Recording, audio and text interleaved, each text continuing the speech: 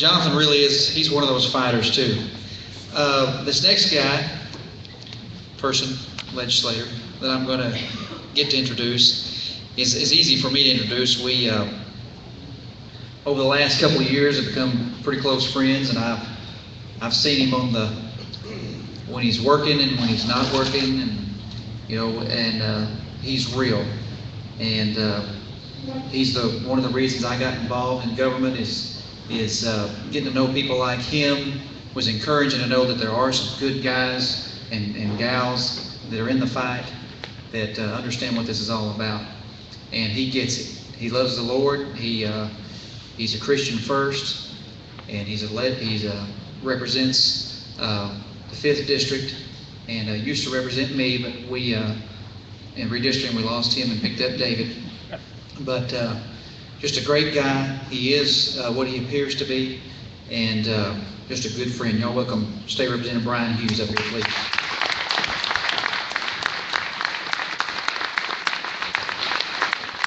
Thank you, brother. Thanks, brother. Wow. Well, my name is Brian Hughes. I know many of us have met before, maybe most of us, and it's good to be home, and glad you're here. I want to make an introduction, too, that I should have pointed out earlier.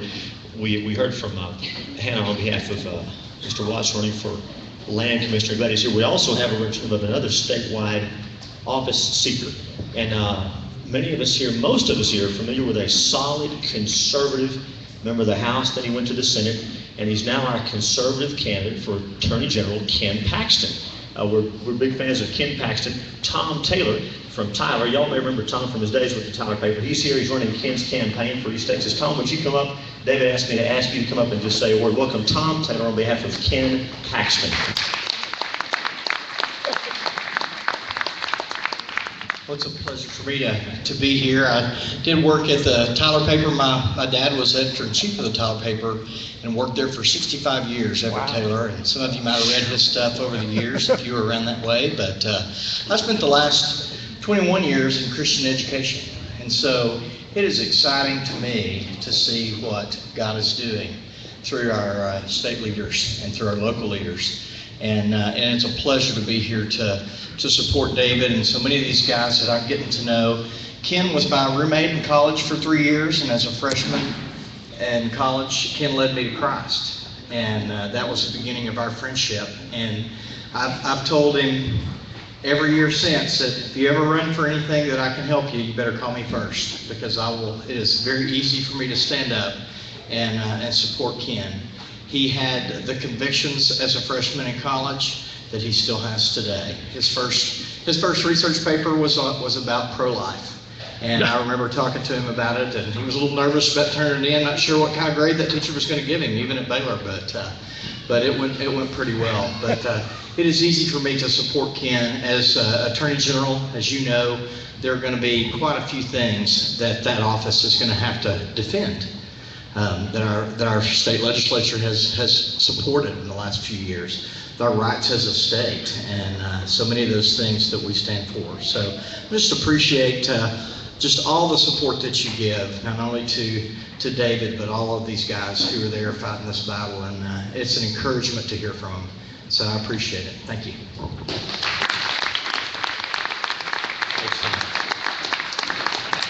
I'm also supposed to remind everyone about the silent auction. The items are right up here, and so no one will stare at you if during the program you come up. And in fact, they'll be really happy if you come up during the program and make some bids. There's some nice stuff, and there's still opportunities that'll be closed at the very end of the program. And so I'm the next to the last speaker, and I'm not going to go real long, and the last speaker's not going to go real long either. But it's been a nice meal. You may get tired. If you need to sleep, just try to do it quietly. If we talked about this, I was reading something, Dr. Florio, where Barbara Bush, the wife of the first President Bush, she said something that I think a lot of us can relate to. She said about sleeping in church. Now, I'm sure no one here has ever slept in church, or even been tempted, or even had to fight sleeping in church. But she said there are some people that happens. And she said if everyone that slept in church was laid end to end, they'd be a lot more comfortable. She really said that. I wish I'd thought of that. But anyway, so you can quote her. Don't give me credit or blame for that if you use that. But anyway, it's not going to be that kind of program tonight. We're really delighted everyone is here. And again, I live at Mineola. I represented Harrison, Upshur, Camp, and Wood counties for 10 years.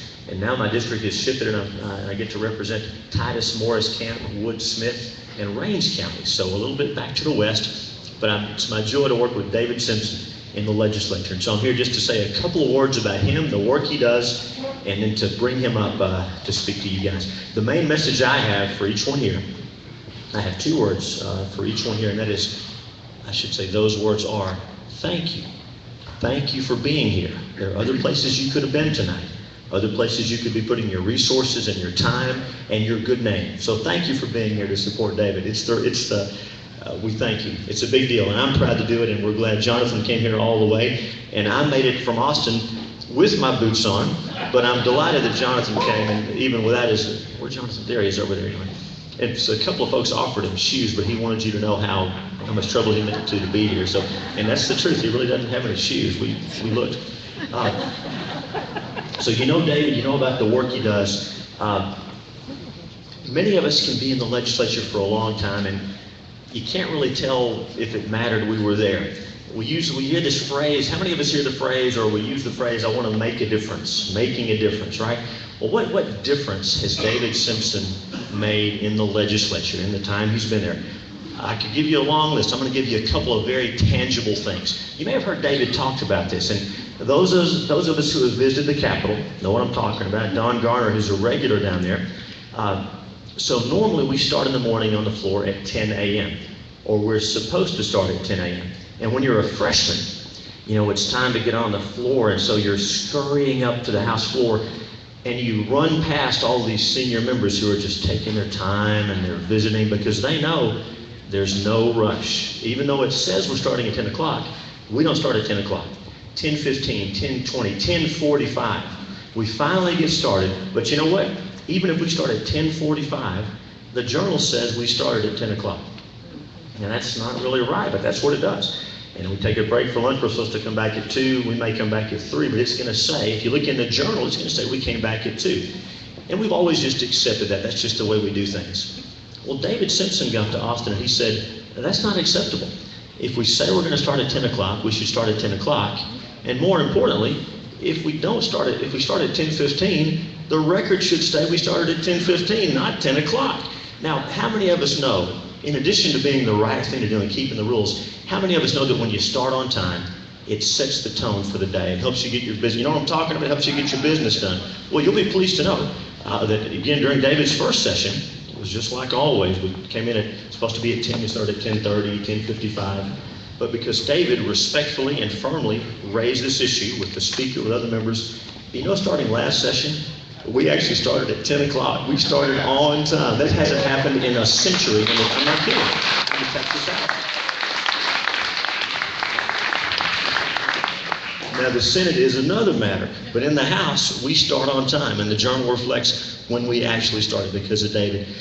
Keeping the rules, honoring the rules. You know, over time, we get kind of lax, and we don't really worry about that, but David said, you know, I was reading the rules, just like he reads the Constitution, he reads the rules, and he says, I was reading the rules, and it says we're supposed to do it this way.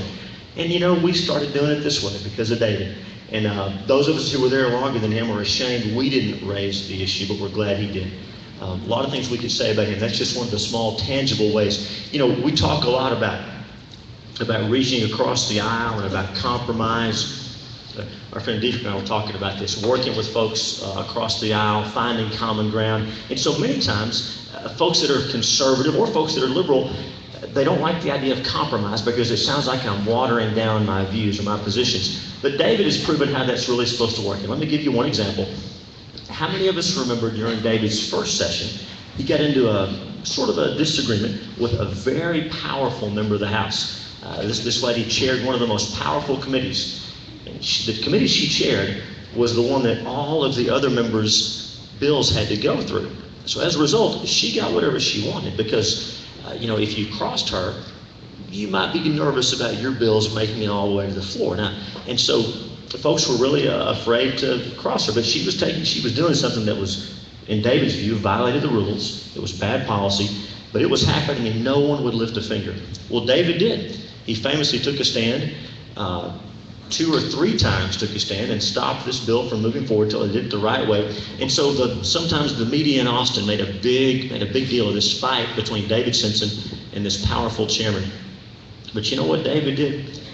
He didn't compromise on where they differed, but he went out of his way to find a couple of issues that they agreed on.